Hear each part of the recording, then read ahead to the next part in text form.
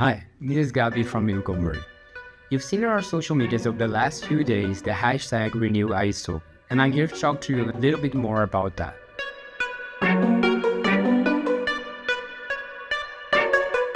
In 2016, the United Nations Human Rights Council established the mandate of the independent expert on protection against violence and discrimination based on sexual orientation and gender identity.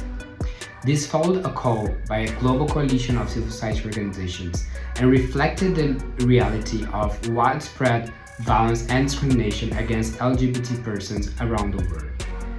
Now, every 3 years, this mandate needs to be renewed.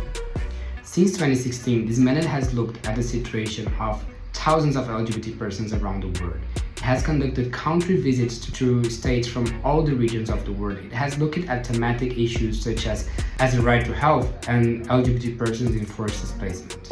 Now, despite advances and pushbacks, the reality is that the human rights situation of LGBT persons from all around the world still deserves systematic and specific attentions by the main UN human rights body. The 59th session of the Human Rights Council starts here in Geneva, and this mandate is going to be up for renewal.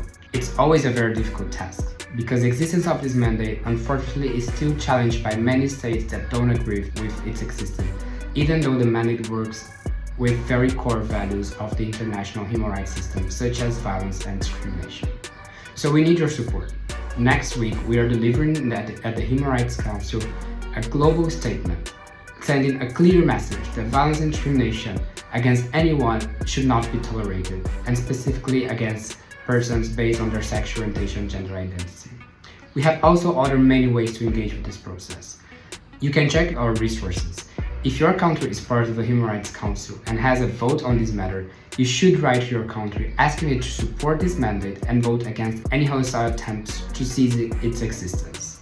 If your country is not part of the Human Rights Council, you can also write to them and asking them to express support through co-sponsorship and through positive statements, both in the negotiations and in the dialogue with the independent expert.